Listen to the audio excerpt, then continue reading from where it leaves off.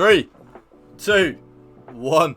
Yo, what's happening, guys? It's your boy Wolfie here. We are back now. The first thing you want to do on this video, as always, is hit that like button, hit that subscribe button if you haven't already, and also hit that bell so you do get a notification every time I do drop a brand new video. And of course, last but not least, my Twitch, my Twitter, and yes, my TikTok are down in the description below. www.twitch.tv/Connor Woolf and www.twitter.com/Connor Woolf 1995. And of course, my TikTok. Just go and follow it. If you want to come follow my Twitch, you will see all of my weekend league games, etc. stream live on my Twitch channel. If you want to come get to know me a little bit more other than FIFA, of course, because my life, funnily enough, does not revolve around FIFA, then make sure to drop my Twitter a follow. And if you want to come see me trigger every single member of the FIFA TikTok community and just get a lorry load of abuse on my TikTok, then make sure you come say hello on TikTok. You will not regret it. But yeah, anyway, guys, what intro done, finito. What we have got for you today is my updated camera and controller settings, because a new little thing has come to light, ladies and gentlemen. Yes, a new little fairy has told me that maybe a certain pro called Anders has a setting turned on that is game breaking.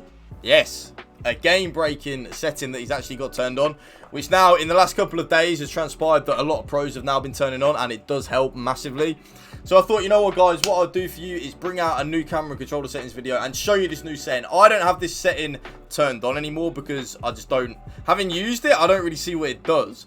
But anyway, a lot of pros have got it turned on, so I will show you what to turn on if you want to try it out, because apparently it is really good, but me personally, I don't see the difference. But yeah, anyway, guys, as you can see on your screen, the team is very, very, very crap. So I'm going to now show you my settings. I need to back out, actually. I forgot about that. The settings are quite a good thing, because I like showing you the settings, because I personally do actually change quite a few things. And I know like a lot of you guys might call me mad, but me personally, I do actually change quite a few things. So these are quite good. But yeah, FIFA trainer I always have hidden. I don't know anyone in their right mind that would have the FIFA trainer being shown. If you have that shown, you are a certified weirdo, because I don't know anyone that would have that turned on if you're playing Ultimate Team. Believe you me. Time finishing, I have that turned on. A little birdie did tell me that apparently if you can still have it turned off and you can still time your penalties and free kicks. So if you guys are actually only looking to time your penalties and free kicks, then definitely turn that off and just leave it off, because if you don't use it for anything else apart from that, leave it off. I have it on because sometimes I like to try and green time and finesse a shot from outside the box, etc. Just to try and get that added power and accuracy in there. Next player switch indicator, I have that switched on. The reason for that, okay, is because, you know, you're selecting the defender. This is mainly to do with defending. You're selected a player. You will then see another player have like a faint little arrow above their head. That means if you press LB, that's the player it will show. It will then switch you to next. I would 1000% recommend that, I promise you, because that right there is one of the biggest game changers in terms of defending that you can do. It'll help you massively in terms of your player switching. If you struggle with player switching, definitely turn that on.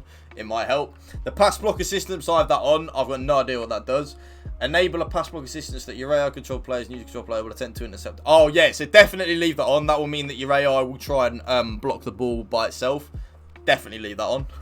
Definitely leave that on. Auto switching, I have air balls and loose balls. I know some people have manual, which means if you want to switch a player, you have to manually switch it no matter what.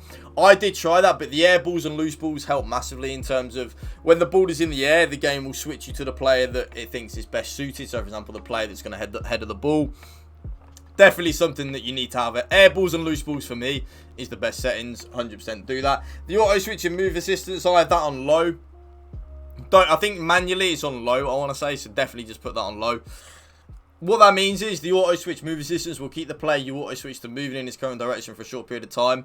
So when you switch to a player, it won't just make the player stop, basically. So if you're trying to switch to a player that's sprinting, when you then switch to him, you won't just stop as soon as you get him. When you have it on low, it will still manually track the run a little bit better. So definitely have it on low.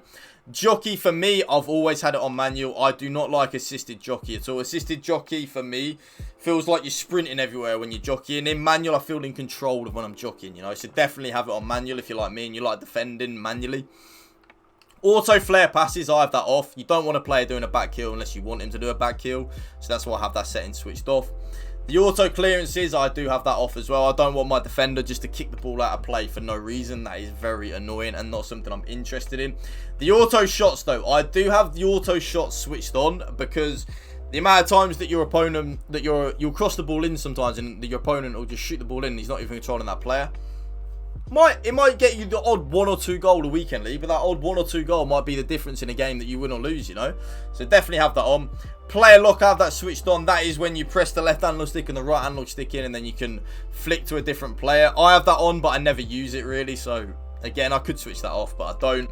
Now, this right here, ladies and gentlemen, this is the setting, okay? Contextual agile dribbling. So you know how when you can dribble holding R1, and your player will do this like weird dribbling? If you have that switched on, you don't have to press R1. The game will just do it automatically for you when the game thinks it's a good opportunity to do it. So mainly when you're attacking in the final third.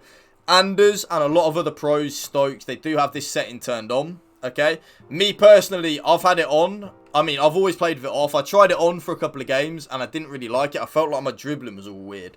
So me personally, I have it off, but I know a lot of pro players, etc. that play with it on. So if you want to give it a try with on, that is the setting that I was on about at the start of this video, okay? Assisted headers, I of course have that off.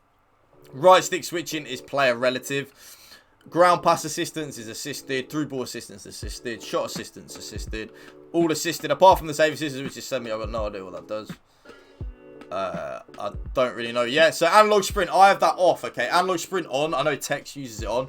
Analog sprint will mean that you have to full on move your analog stick in the full direction for your player to sprint, and when it's off, it will mean as soon as you move it to the left holding sprint, there will be a full sprint. I prefer that. Defending's tactical, not that it makes any difference, and pass receiver lock is on early. So they're my controller settings. In terms of everything else, the only thing I then change is yours will look like that. Okay, so I swap my contain and teammate contain for A and RB.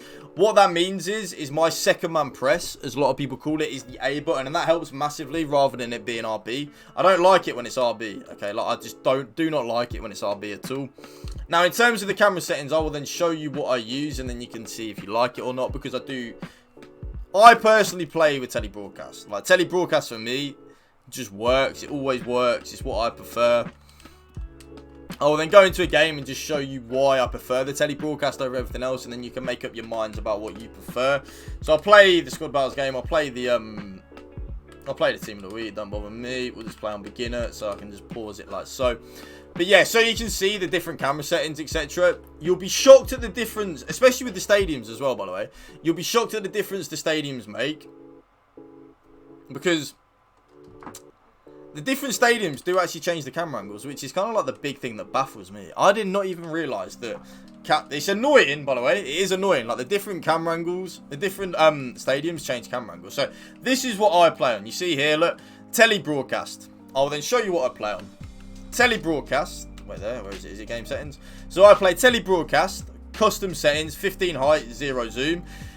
Another one that is a very good one is co-op, though. I know a lot of people do actually play co-op. The reason why a lot of people like co-op is because you can see more of the pitch. Like, you can actually see a lot more of the pitch with co-op as well. Like, in terms of defending and stuff like that, you really do see a lot more of the pitch, and it's definitely something that is a viable option. But me, I like to be up close and personal with my players. Classic is a bit too close for my liking. It's a telebroadcast light. So this for me right here, telebroadcast, 15 height, 0 zoom. This is the one that I like, and this is the one I would wholly recommend for you guys to use. If you're someone that struggles defensively though, I would probably recommend doing co-op. But that right there, guys, is my controller and camera settings video. If you did enjoy this video, make sure to hit that like button, hit that subscribe button if you haven't already, and also hit that bell so you do get a notification every time I do drop a brand new video. And of course, last but not least, my Twitch, my Twitter, and my TikTok are down in the description below. Make sure you go and drop both of them a follow. I will love you guys forever. And thank you for watching, guys. Remember, spread the love of positivity. PMA, positive mental attitude. Peace out. One love.